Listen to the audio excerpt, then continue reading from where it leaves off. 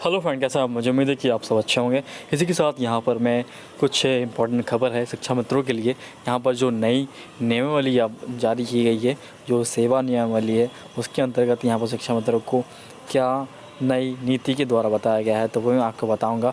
इसी के साथ यहाँ पर शिक्षा मित्रों के लिए जो भी इम्पोर्टेंट अपडेट है वो मैं इस वीडियो के अंदर कवर करने वाला हूँ।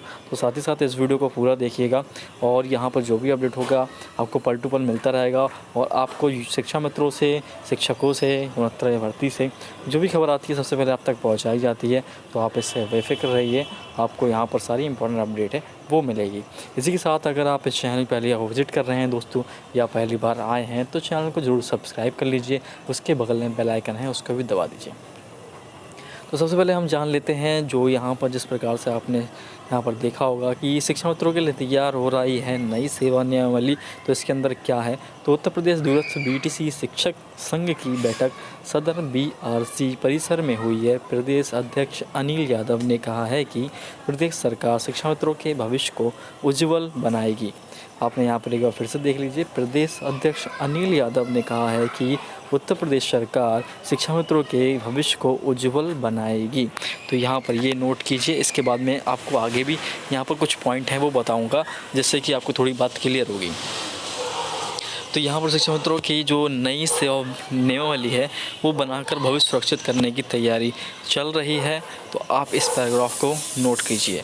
इसी के साथ यहाँ पर आपको बताना चाहूँगा कि नव नियुक्त शिक्षकों को भी शिक्षक डायरी व परिचय पत्र विभाग शीघ्र उपलब्ध कराएं।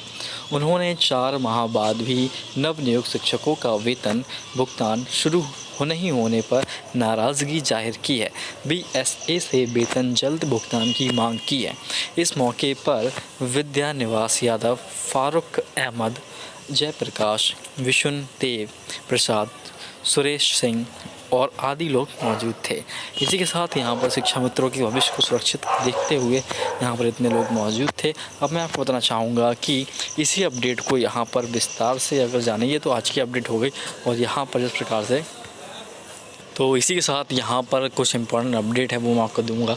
और यहाँ पर जितेंद्र साई का क्या कहना है, वो अपने ट्विटर शेयर पे क्या शेयर कर रहे हैं शिक्षा मित्रों की रिलेटेड जानकारी से, तो वो मैं आपको बताने वाला हूँ इसी वीडियो के अंदर। और जो शिक्षा मित्र एसोसिएशन है उसके साथ यहाँ पर क्या वार्ता चल रही है वो भी हम इस वीडियो के अंदर आपको पूरा बताने वाला है। पहले आप ये देख लीजिए यहाँ पर एक दिन पहले कि यहाँ पर ये लेटर आया था, और आज जो लेटर आया है वो भी आपने देखा, आपने यहाँ पर मैंने आपको दिखाया। और इसी के साथ यहाँ पर इसको भी पढ़ लेते हैं। इसको मैंने इसके पहले वाला वीडियो आपने नहीं देखा है तो वो ज़रूर देख लीजिए, उसमें भी जानकारी मैंने दी है और काफ़ी इम्पोर्टेंट जानकारी है। तो यहाँ पर देख लीजिए कि उत्तर प्रदेश में कार्य शिक्षा मित्र स्नातक बीटीसी होते हुए पाटन के क्षेत्र में 20 वर्ष का अनुभव रखते हैं, जिसमें से लगभग 50,000 शिक्षा मित्र टीईटी योग्यताधारी भी हैं। इसी के साथ यहाँ पर जो चुनाव 2017 की संकल्प पत्र में शिक्षा मित्रों की समस्याओं का 3 माह में निस्तारित करने का संकल्प आपके द्वारा लिया गया था, और किंतु आज तक आप द्वारा इसका समाधान नहीं किया गया है। यहाँ पर साफ यहाँ पर ज्ञापन दिया गया है कि जो वार्ता है वो साफ लिखी गई है, ब्लेम तो ब्लेम। इसी के साथ यहाँ पर शिक्षा देने अन्य विभागीय कार्यों तथा राष्ट्रीय कार्यों में शिक्षा मित्रों ने अपनी तरुणाई खो दी है। इसी के साथ सुबह विद्यालय का ताला खोलना, शाम को ताला बंद करना इनकी दिनचर्या बन गई है। शिक्षा मित्रों के भी बच्चे हैं, इनका भी अपना परिवार है, बूढ़े माता पिता हैं जिनकी परवरिश एक अल्प मानदेय में संभव नहीं हो पा रही है। गरीबी, भुखमरी, सदमे, आर्थिक तंगी में अब तक 4068 शिक्षा मित्र काल के गाल में समा गए हैं, मतलब मृत्यु हो चुकी है। ये ना अपने बच्चों का पढ़ा पा रहे हैं, ना तो अपने समय पर भोजन जुटा पा रहे हैं लेकर, और इसी को यहाँ पर चिंतित बने रहते हैं, इसी में उनकी मृत्यु हो जाती है। और यहाँ पर ये नौबत तक अब बन पड़ी है कि कुछ तो यहाँ पर बिल्कुल ही बेरोज़गार की तरह जीवन व्यतीत कर रहे हैं। इसी के साथ शिक्षा मित्रों की समस्याओं की स्थायी जो समाधान हेतु आपके द्वारा उप मुख्यमंत्री जी माननीय दिनेश शर्मा जी की अध्यक्षता में 20 अगस्त 2018 में जो हाई पावर कमेटी बनी थी, उसमें निर्णय में शिक्षा मित्रों को भविष्य सुरक्षित करने की कहा गया था, जिसको सार्वजनिक रूप से हित में निर्णय लिया जाए और शिक्षा मित्रों को राज्य के अन्य कर्मचारियों की तरह चिकित्सा बीमा, आकस्मिक अवकाश, 62 वर्ष का आयु तथा 12 माह का प्रशिक्षित वेतन, ये नोट करने वाली बात है जो मैंने अभी पहले आपको दिखाई थी। और ये वाली लाइन आप देखिए, 62 वर्ष की आयु तक 12 माह का प्रशिक्षित वेतनमान, जो कि यहाँ पर उनको मिलता था 38,000 कुछ रुपये। इसी के साथ अन्य सुविधाएं मिलती थी, वो भी उनको दीजिए जिस प्रकार से शिक्षकों को मिलती है।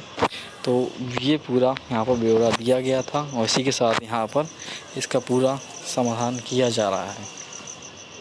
तो शिक्षा मित्रों को नई शिक्षा नीति के तहत स्थायी किया जाए।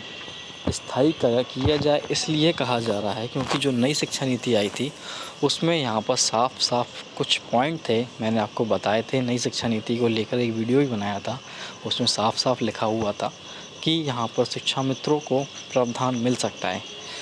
जो यहाँ पर होते हैं शिक्षा मित्र जो अपना कार्य कर रहे हैं, उनको उस तरीके से वेतन मिलना चाहिए और उनको वो चीज़, उनका हक है वो मिलना चाहिए। तो नई शिक्षा नीति के तहत इसका प्रावधान है, तो इसको यहाँ पर उसके ज़रिए यहाँ पर उसका सुझाव कीजिए। और शिक्षा मित्र परिवार प्रदेश का ही एक परिवार है, इसे भी भूख लगती है, इसे भी बच्चे हैं, पढ़ाने की लालसा है, दवा दारू की ज़रूरत पड़ती है और खुलकर जीने की इच्छा होती है। बेबसी है, लाचारी है, कृपया दृष्टि पर इसके भविष्य को सुरक्षित एवं संरक्षित करने की कृपया की जाए। शिक्षा मित्र परिवार आपका आजीवन आभारी रहेगा।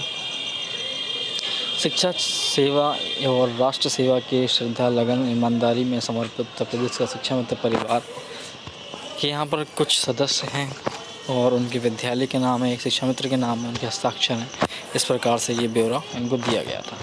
उसी के संदर्भ में यहाँ पर आज भी ये लेटर है वो जारी किया गया और यहाँ पर भी समान चीज़ आपको बताई गई है कि किस प्रकार से शिक्षा मित्रों को उनका जो वेतनमान है वो मिलना चाहिए, क्योंकि जो हक उनका है वो उनको मिलना चाहिए। अगर आपको वीडियो थोड़ा सा ही पसंद आया या आपके हित में है तो उस वीडियो को शेयर कीजिए व्हाट्सएप पे और चैनल को सब्सक्राइब कर लीजिए, बेल आइकन को दबा दीजिए। जो भी इम्पोर्टेंट अपडेट है वो मैं शेयर कर दूंगा आपसे, और जो भी लेटर आता है आप तक पहुंचाया जाता है, जो भी ऑफिशियल लेटर होता है। ये नहीं कि यहाँ पर फर्जी, आप यहाँ पर देखते हैं बाकायदा पूरी मोहर वगैरह लगी होती है और बिल्कुल ऑफिशियल लेटर होता है जो आप तक पहुँचाया जाता है। इसी के साथ जो बेसिक शिक्षा परिषद है तो उसके संदर्भ में जो खबर आई थी मैंने आप तक पहुंचाई। आपका ही फ़र्ज़ बनता है इस खबर को ज़्यादा से ज़्यादा लोगों तक शेयर कीजिए, लोगों तक पहुंचाइए। और जितेंद्र साई का हाँ कहना था कि किस प्रकार से यहाँ पर उनका भी यही ट्विटर के माध्यम से उन्होंने जवाब दिया कि शिक्षा मित्रों का भी एक परिवार है, जिस प्रकार से उनका हक छीना गया है और वो अपना हक नहीं छीन पा रहे हैं, क्योंकि इंसान मजबूर हो जाता है। गरीबी को लेकर पैसा नहीं है, कुछ नहीं है, तो इंसान क्या करेगा, क्या खाएगा, क्या पिएगा, नहीं लड़ पाएगा। क्योंकि लड़ने के लिए भी यहाँ पर इस वक्त में कुछ पैसों की ज़रूरत पड़ती है। अपना हक मांगने के लिए भी हर चीज़ में इम्पोर्टेंट एक ही चीज़ बन चुकी है इस समय, जो कि वेतन हो सकता है। आपको पता है वेतन भी ऐसे नहीं मिलता है, काम करने पर ही मिलता है।